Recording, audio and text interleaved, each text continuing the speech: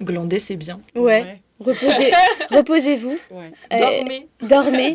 Et il y a des moments de pause, de vraie pause. C'est super ce que Justine a dit. Si ça vous fait du bien. Pleurez si ça vous fait du bien. Non, Ne culpabilisez pas. On n'est pas toujours obligé aussi de faire du sport, de commencer la broderie. Non. Et en fait, des fois, Netflix, c'est bien. Moi, des fois, je médite en faisant la vaisselle. Oui. Et puis la méditation, c'est pas que assis. Oui, on est complètement d'accord. Oui, en fait, trouvez les choses qui vous font du bien et celles-là, allez-y à fond. Et si c'est pas le yoga, c'est pas grave.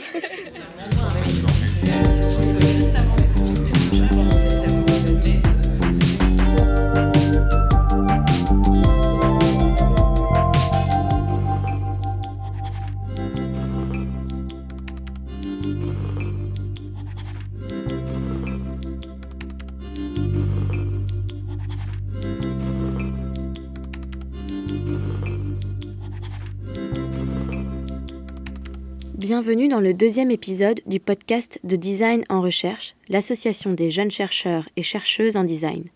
Pour ce 2e épisode, nous sommes 3 doctorantes, Justine Penaud, Élise Goutani et Marion Voileau. Nous allons prendre quelques minutes ensemble pour parler du bien-être, sujet complexe dans le monde académique.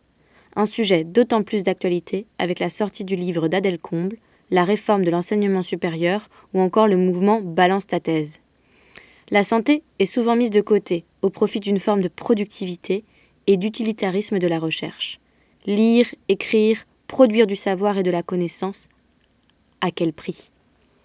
Alors pour commencer, je propose que l'on s'introduise chacune en quelques phrases. Je te propose de commencer, Justine. Merci Marion. Moi c'est Justine Penaud. Je fais une thèse CIFRE depuis 4 ans. Enfin, je suis en 4e année de thèse CIFRE que j'ai faite dans une agence de design. Et je suis rattachée au laboratoire du Co-Design Lab au sein de Télécom Paris. Et mon sujet de thèse porte sur la co-conception entre experts et non-experts de design. Merci Justine. Élise ? Oui, donc moi c'est Élise Goutani, je suis en 3e année de thèse en design graphique à Paris 8, dans le labo AYAC, et je travaille sur les pratiques graphiques féministes. Merci Élise. Et moi c'est Marion, et je suis donc actuellement doctorante au sein du CRI, ici à Paris où nous enregistrons ce podcast, au sein du laboratoire de l'IRCAM, Institut de recherche coordination acoustique et musique du Centre Pompidou, au sein de l'équipe Interaction Son, Musique, Mouvement, et du Centre de recherche en design, associé à l'ENS Paris-Saclay et à l'ENSI Les Ateliers. Alors, la première question, ça va être qu'est-ce que le bien-être pour vous ? Je peux commencer si vous voulez. Alors, le bien-être pour moi, c'est vraiment cette capacité qu'on a à prendre soin de soi, mais aussi à prendre soin des autres et de notre environnement. C'est vraiment cette idée que l'on peut comprendre nos besoins, et mieux comprendre nos besoins pour comprendre ceux des autres. Et ça passe, je pense, éminemment par du dialogue, de l'écoute et beaucoup en fait de bienveillance envers soi et envers le monde qui nous entoure. Moi je dirais que déjà c'est un peu c'est l'inverse du mal-être en fait, tout simplement. Enfin, je trouve que ça lui redonne un peu un sens plus fort parce que c'est une expression qui est aussi pas mal utilisée dans le milieu de la cosmétique ou du spa, ce genre de choses. Et pour moi, ça se limite pas à ça. Et finalement, ça se rapporte surtout à la santé, en fait. Surtout la santé psychologique, la santé sociale, la santé émotionnelle. C'est ça pour moi qui forme le bien-être. Et pour moi, c'est aussi, mais vous l'avez déjà un peu dit, c'est être capable de dialoguer avec soi-même pour pouvoir voir et percevoir ce qui nous fait du bien et de pas culpabiliser, de pouvoir faire ce retour sur soi. Surtout quand on est en thèse, c'est un temps qu'on peut prendre pour soi et qu'on n'a pas forcément dans d'autres carrières, enfin quand on enchaîne directement dans la vie professionnelle. Donc c'est aussi ça. Je trouve que c'est très intéressant que tu parles, toutes les deux, vos définitions sont très intéressantes quand on parle de santé mentale, santé psychique. C'est très important. Et ce que tu dis, Justine, c'est que que la thèse est un moment pour prendre soin de soi. Et ça paraît un petit peu un oxymore quand on parle de la thèse, le bien-être. Et justement, peut-être, est-ce que tu peux nous dire ce que toi, tu as mis en place dans ton doctorat pour prendre soin de toi ? Ouais. Alors, quand j'ai commencé ma thèse, forcément, j'étais naïve et un peu optimiste. Enfin, bon, c'est normal. Et en fait, je me suis rendu compte que je pouvais pas juste être en thèse, que j'avais besoin aussi de garder d'autres activités à côté, et notamment des activités qui me permettent de sortir de la réflexivité en permanence. Et donc, j'ai commencé à repratiquer du sport. Donc, c'est très pragmatique, mais en fait, aller 2 fois à la natation par semaine et me vider littéralement la tête, c'est-à-dire pendant 1h30, je ne pense à rien d'autre qu'à nager et au bout du bassin et aller de l'autre côté. Et, voilà. Et ça fait un bien fou. Et il y a aussi fabriquer des choses, parce que donc, je suis dans une thèse en sciences humaines et en design, mais en fait, et dans une agence, mais j'ai peu fabriqué de choses pour moi, ou en tout cas, j'ai peu fait de projets de conception qui m'animaient, et du coup, j'ai commencé à fabriquer aussi, et prendre le temps de ne plus être que dans l'écriture constante. Moi, je te rejoins pas mal, Justine, sur cette idée de fabriquer des choses. Enfin, c'est le cas parce qu'on est en design, mais c'est aussi le cas, je pense, pour d'autres domaines du doctorat. Enfin, la thèse, c'est un temps long où on est souvent, parfois on travaille seul, surtout quand on est dans des disciplines qui sont rattachées aux sciences humaines et aux arts, etc. On n'a pas forcément un labo, un endroit où on va travailler tous les jours. Et du coup, je trouve que les activités manuelles ou juste avoir des plantes, enfin c'est vraiment des trucs tout cons, mais en fait ça ramène une temporalité qui est plus courte, où on arrive à finir quelque chose.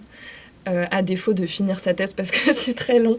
Donc, ça, c'est quelque chose qui me parle pas mal. Et puis, pour moi, c'est ce que tu disais, Marion, c'est un peu paradoxal de se dire que la thèse, c'est un moment pour prendre soin de soi. Mais finalement, je pense que c'est assez logique aussi, justement parce que comme on est sur un temps long et sur un côté peut-être un peu de solitude parfois, on peut aussi décider ou avoir la nécessité de s'en servir spécifiquement pour prendre soin de soi. Bon, là, je raconte un peu ma vie, mais moi, j'ai des soucis d'anxiété qui m'ont pas mal bridée par le passé. J'ai vécu du harcèlement scolaire. Et dans mes relations aux autres, il y a souvent des moments où j'ai dû m'effacer. Et du coup, ça s'est vu dans certaines relations aux autres où une de ces relations s'est avérée être remplie de violences psychologiques que j'ai pas su détecter au départ. Et en fait, c'est dans le moment de ma thèse que j'ai réellement pu prendre le temps et avoir besoin de ce temps pour entamer une thérapie, pour mieux comprendre la relation que j'avais avec les autres. Et pour moi, la thèse, c'est le moment idéal pour faire ça, justement parce qu'il n'y a pas...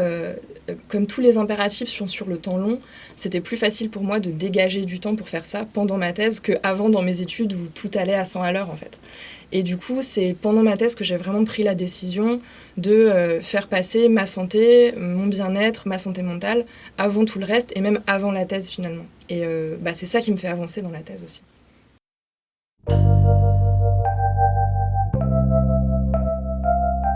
Je me retrouve vraiment dans vos deux parcours. Alors toi, Justine, je me retrouve avec cette activité physique. Enfin, moi, j'ai continué la danse, j'ai continué le yoga. J'ai repris la danse, en fait, que j'avais arrêtée pendant mes études. Parce que justement, comme tu le dis, Élise, le moment des études, c'est un peu le moment où, en fait, on vit pour ses études, pour son diplôme. En plus, les études de design ou de création, parce que moi, j'ai fait architecture avant de faire design. C'est des périodes assez intenses de créativité où on en oublie presque qu'on a un corps et que ce corps, il passe aussi par une activité physique qui autre que faire la fête ou boire des coups, ce qui est super aussi et qu'il faut continuer à faire aussi en thèse, très important. Je pense que peut-être ça vous fait rire, mais je trouve qu'il faut le dire. Continuez à voir vos amis, voir vos familles, même si parfois on se sent complètement en dissonance avec eux parce qu'on est tellement dans notre sujet, tellement entouré de chercheurs au quotidien, de gens qui ont une réflexivité intense. Et quand on arrive parfois à ces repas de famille ou ces repas entre amis, on se dit mais purée, il faut que je mette mon sujet de côté, il faut que je mette ma thèse de côté, il faut que j'arrive à m'amuser, à lâcher prise aussi vis-à-vis de cette exigence qu'on nous demande en tant que chercheur ou chercheuse.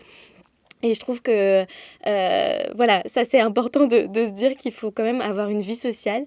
Et je te rejoins complètement, Élise, sur cette idée aussi de ce moment de réflexivité. En fait, on est quand même confronté à soi-même, donc à sa connaissance dans le sens propre d'écrire un manuscrit et de faire une recherche, mais aussi c'est vraiment un temps pour soi, et c'est un temps qui est parfois très complexe parce qu'on analyse autant de sujets qu'on s'analyse soi-même. Il y a une personne au début de ma thèse qui m'a dit: tu vas voir, la thèse c'est un peu une psychothérapie. Et je trouve ça assez drôle mais assez juste. En fait, c'est un moment de réflexivité assez intense. Alors parfois c'est un peu dur, hein. Moi personnellement je pleure beaucoup, je le dis. Je ris aussi beaucoup, hein, tout va bien. Mais c'est important de se dire que voilà, on a des émotions et que ces émotions, elles peuvent aussi servir notre travail de recherche. Et c'est ça, en fait, prendre soin de soi. C'est aussi de se dire parfois, bah, ça va pas. Et parfois, en fait, c'est super aussi ce que je fais. C'est dur, hein, de se dire que c'est bien ce qu'on fait en thèse. Et on est souvent très exigeant avec soi-même. Mais voilà, moi, c'est par ça. Et puis, il y a une autre chose que j'ai découvert pendant la thèse. Alors, peut-être parce qu'au CRI, c'est quelque chose qui a été mis en place par l'université pour nous en tant que doctorants. C'était des séances de méditation.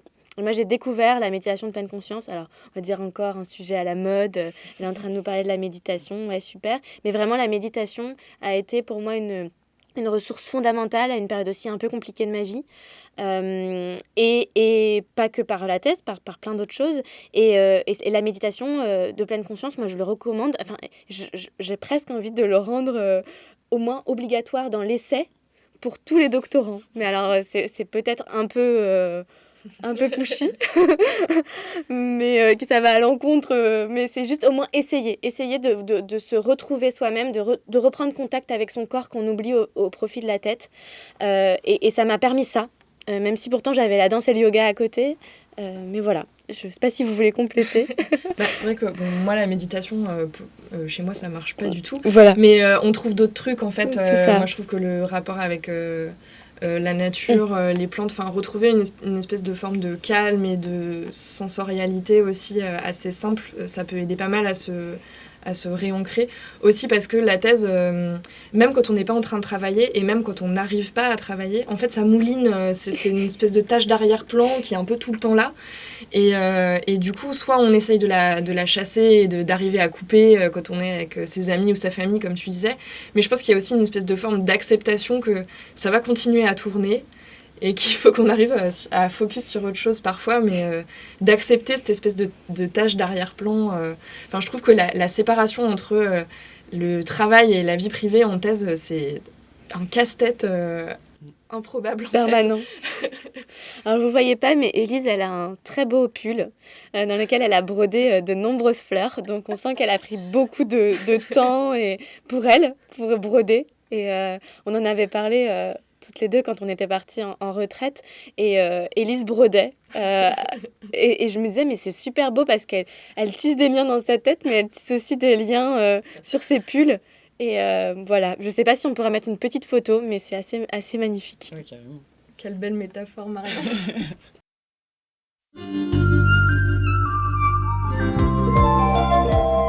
En introduction, on a introduit une petite polémique aussi, qui est ce bien-être du doctorant qui est aujourd'hui au cœur des débats publics. Et j'aimerais bien ce que vous me disiez aussi, ce que vous pensez du milieu académique et à cette injonction peut-être de la productivité de la recherche, et puis ces formes d'autorité aussi, qui sont parfois très dures. Alors on ne le retrouve pas que dans la recherche, mais c'est très valable dans la recherche. Et justement, en fait, qu'est-ce que vous pensez de ce système académique et même en amont en fait, de nos études aussi, qui sont bourrées d'injonctions, qui sont bourrées d'autoritarisme? Alors bon, il y a Élise qui va nous parler peut-être de patriarcat, je ne sais pas. Mais tout ça est forcément aussi un peu lié. Bon, là, on est 3 femmes, on aurait adoré avoir un homme aussi autour de cette table. Donc peut-être on peut en parler. Alors pour parler un peu du côté académique, en fait, honnêtement, moi, j'ai pas envie de parler de sexisme dans l'enseignement supérieur aujourd'hui parce que juste, je travaille déjà tellement sur ça tout le temps que là, Mais évidemment, ça existe et c'est super important d'en parler. C'est aussi hyper présent dans la relation hiérarchique qu'il y a entre les directeurs et directrices de thèse et leurs doctorants et doctorantes. Donc évidemment que là-dedans, il y a la couche aussi du sexisme, du racisme et d'autres oppressions qui se rajoutent. Donc ça crée des situations qui sont hyper compliquées. Et le problème qu'il y a aussi, c'est, je pense, dû au statut des doctorants, parce que t'es étudiant, mais t'es pas vraiment étudiant.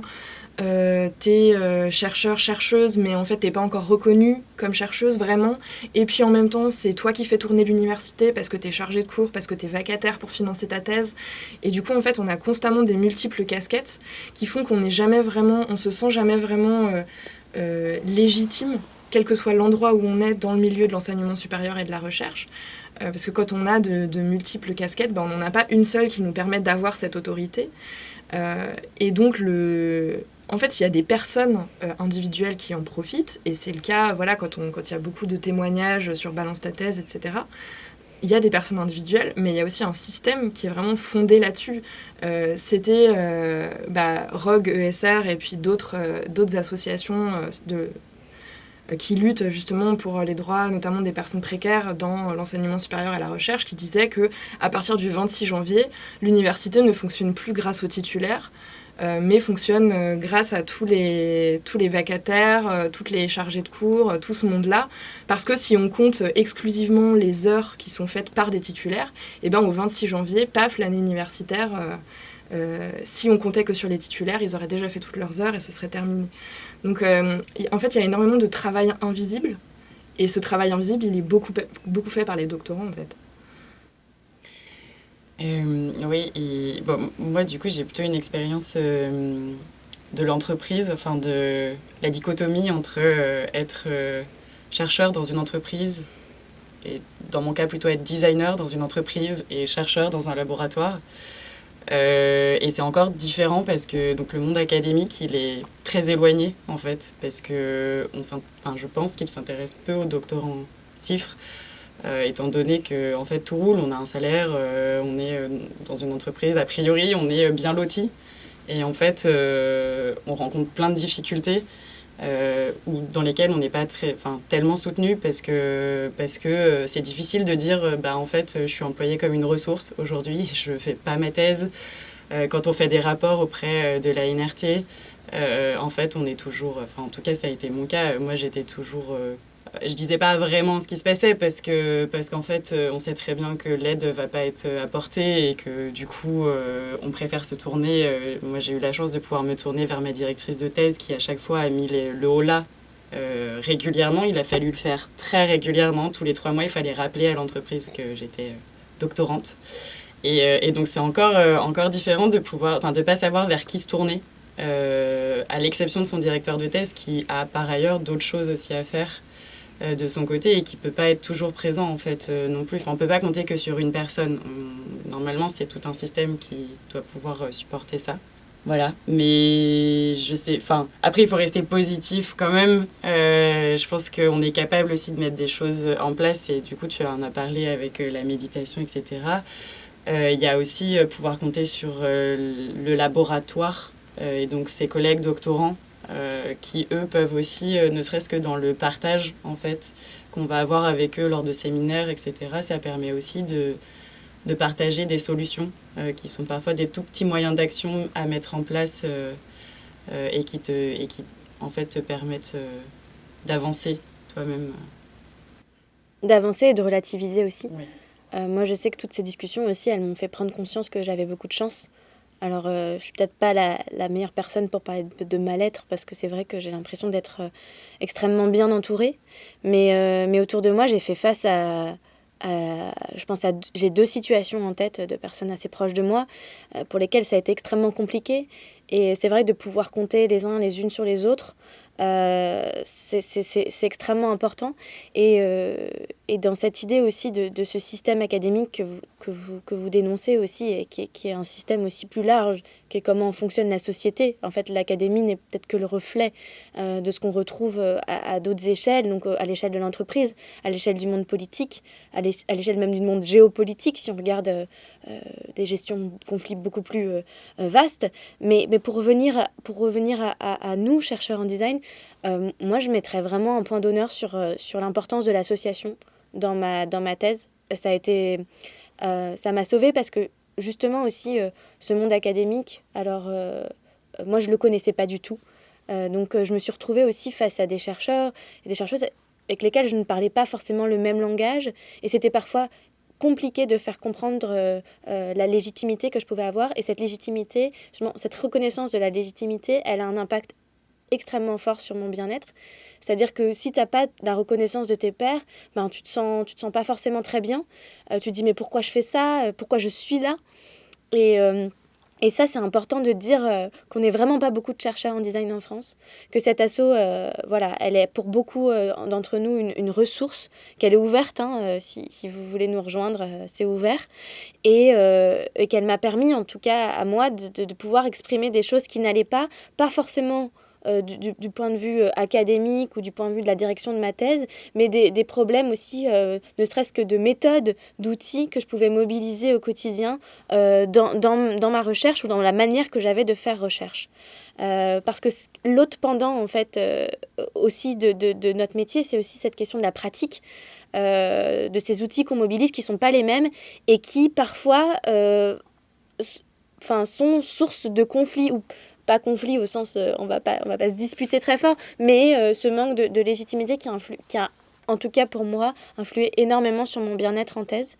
Et c'est important de se sentir à la fois entouré, mais aussi de savoir que d'autres personnes rencontrent les mêmes problématiques que nous. Et voilà, donc je pense que ces formes en fait de pas de côté, d'à côté, sont extrêmement importantes. Le monde associatif est fait de ça. Et il faut s'y raccrocher parce que parfois les systèmes plus grands, c'est compliqué.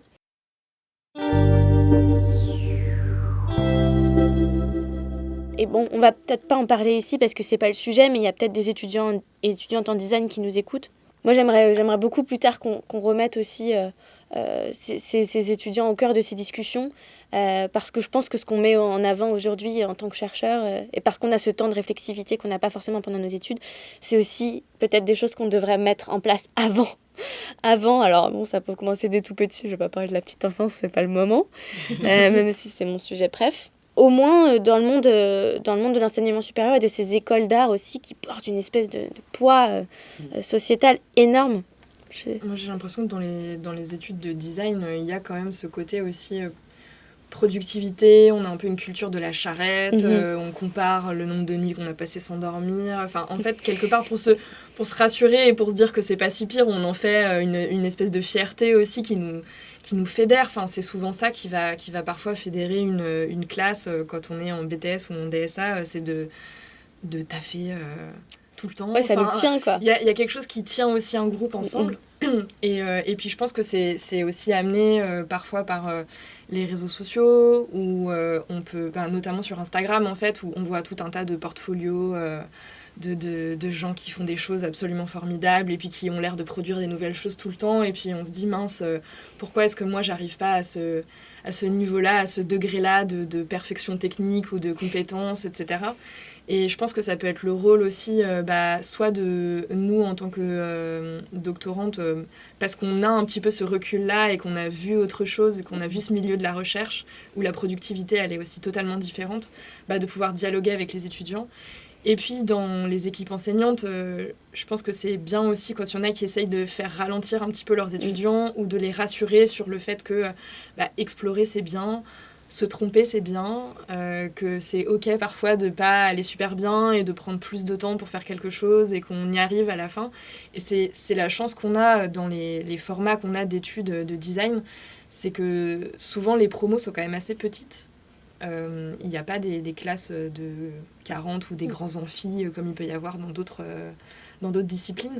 Et du coup, ça voilà, ça peut servir aussi à construire des relations de confiance avec les étudiants pour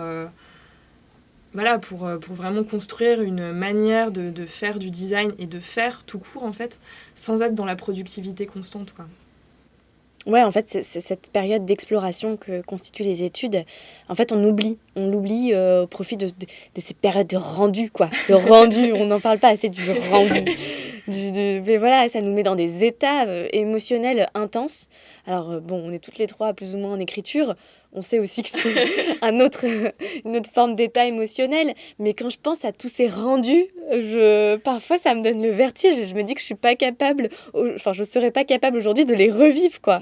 Quelle intensité, Ouais. Et si le monde enseignant peut écouter un peu ce que nous, on a à dire aussi en leur disant ralentissons, ralentissez, que voilà, c'est OK de ralentir, c'est OK de ne pas produire. Ouais, hyper important.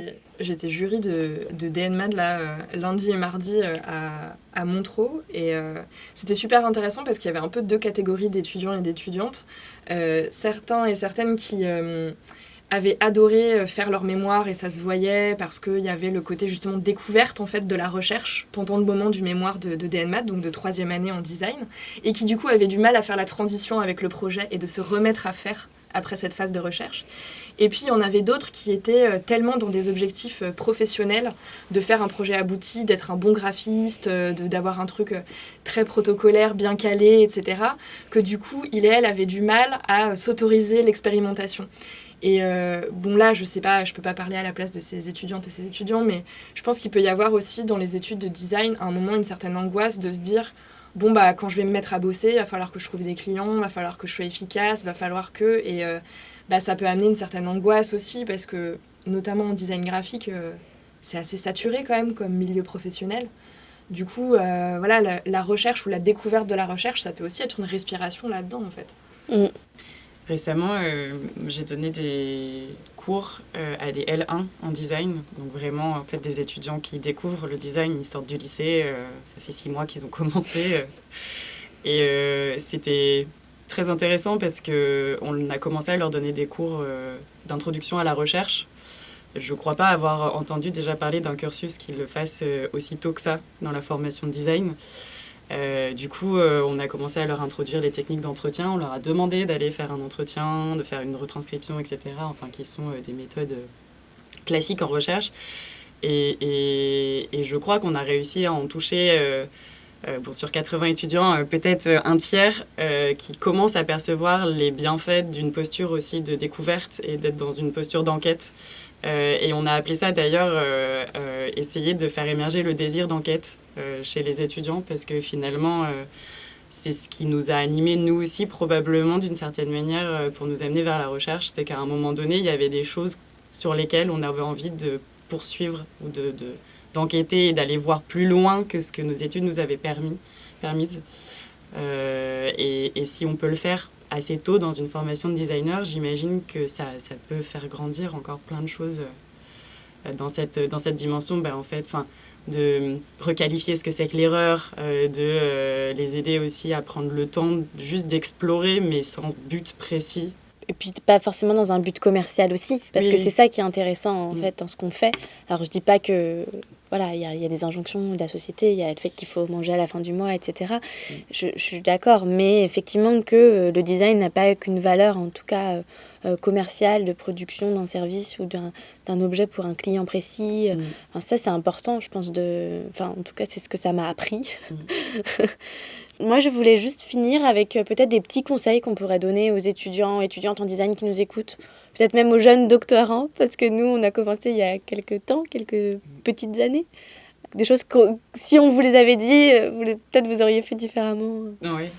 Moi, déjà, je me serais rapprochée de design en recherche beaucoup plus tôt. C'est un regret que j'ai parce que mon emploi du temps et le milieu dans lequel j'ai fait ma thèse finalement m'a éloignée en fait de cette communauté. Et du coup, j'ai rejoint design en recherche en milieu de 3e année, enfin non, même pas, en fin de 3e année, donc il y a 1 an, quoi. Et en fait, de tous les témoignages que j'ai autour de moi, des gens qui étaient impliqués beaucoup plus tôt, c'est un vrai bénéfice de pouvoir parler à ses pairs en design et de pouvoir de pouvoir échanger et de pouvoir dire en fait là je vais pas bien parce que je rencontre telle situation. Ah ouais, mais toi aussi. Ok, mais comment t'as fait? Enfin voilà, je pense que c'est quelque chose d'essentiel. Et puis d'accepter aussi qu'il y ait des jours on n'arrive pas à travailler en fait. Et que c'est pas grave, qu'il faut accepter ce temps-là, mais l'accepter pleinement. C'est-à-dire fermer son ordinateur ou son carnet et sortir si vous avez besoin de sortir, faire, je sais pas, un dessin si vous avez besoin de faire un dessin. Dernièrement, j'ai fermé mon ordinateur pendant 2 semaines et je l'ai laissé loin de moi à 300 km et ça m'a fait le plus grand bien. Donc je pense que c'est aussi un conseil pratique. Moi, je crois que j'ai 3 conseils. T'as vu, j'ai trop bien préparé la question. Je dirais avoir des personnes de confiance à qui on sait qu'on peut parler. Ça peut être un enseignant, une enseignante, des amis qui vivent la même chose, des personnes de l'association Design en Recherche. Le deuxième conseil, ce serait aller voir un ou une psy. Et surtout, si vous hésitez à y aller, c'est probablement que vous en avez besoin. Même si vous pensez que vos problèmes ne sont pas assez graves, en fait, c'est des professionnels qui sont là pour ça. Et l'accès à la psychothérapie en France, c'est pas encore tout à fait ça. Il y a des problèmes de remboursement, les temps d'attente dans les CMP qui sont pourtant gratuits sont longs, mais voilà, vous avez le droit d'y aller, même si vous trouvez que vos problèmes sont pas graves. Et puis, en plus d'adhérer à l'association Design en Recherche, si vous êtes en design, vous pouvez aussi rejoindre le serveur Discord PhD Students, où j'ai l'honneur d'être modératrice. C'est un endroit super où, en fait, il y a des doctorants et doctorantes de toutes les disciplines qui partagent à la fois des conseils méthodologiques, leur vécu, leurs problèmes d'encadrement, ou leur passion pour les jeux vidéo ou les patates et le fromage. Donc voilà, c'est aussi ce genre d'espace qui permet de mieux vivre son doctorat. Pour ajouter à ce que vous avez dit, donc adhérer à l'asso, on va croire que c'est un message. Non, je rigole, mais c'est super important. Mais je dirais aussi que la thèse nous offre ce moment de réflexivité aussi d'éloigner toutes les personnes qui peuvent être nocives, que ce soit dans le monde de la recherche ou dans la vie en général, et de savoir dire stop. Dire bah non, en fait, cette personne, je ne vais pas l'écouter, je ne vais pas la voir, pour justement savoir ce qui est bien pour soi, mais ce sera peut-être aussi bénéfique pour cette personne-là. Donc savoir aussi, voilà, peut-être couper des formes de relations, qu'elles soient professionnelles ou pas, qui influent énormément, en fait, aussi sur notre travail de recherche. Et ça... comme tu l'as dit tout à l'heure, Élise, la frontière, la porosité entre ces deux mondes, personnel et professionnel, elle est tellement fine en thèse que justement, protégez-vous vis-à-vis de ça. Et puis, la deuxième chose, moi, que je dirais, c'est aller faire des activités physiques, en fait, ou manuelles. Alors, vous n'êtes pas obligé de faire du sport. Peut-être que le sport, c'est pas la bonne... c'est pas votre moyen de prendre soin de vous. Moi, ça m'a aidé en fait. Ce rapport au corps m'aide énormément pour écrire, mais c'est assez personnel.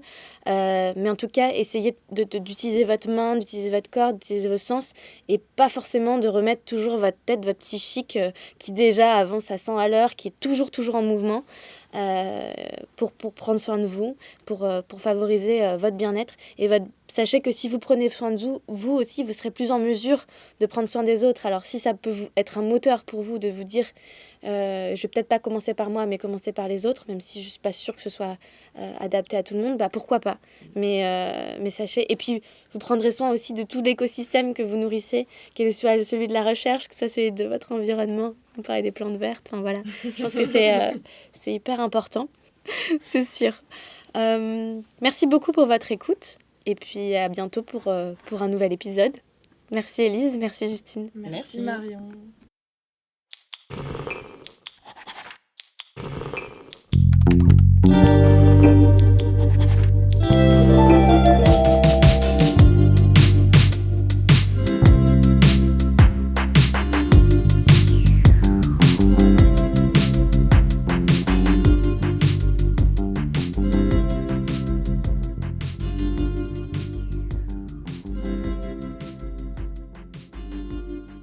Le podcast de Design en Recherche est une initiative de l'association éponyme, conçue et produite par les doctorants, doctorantes, jeunes chercheuses et chercheurs en design.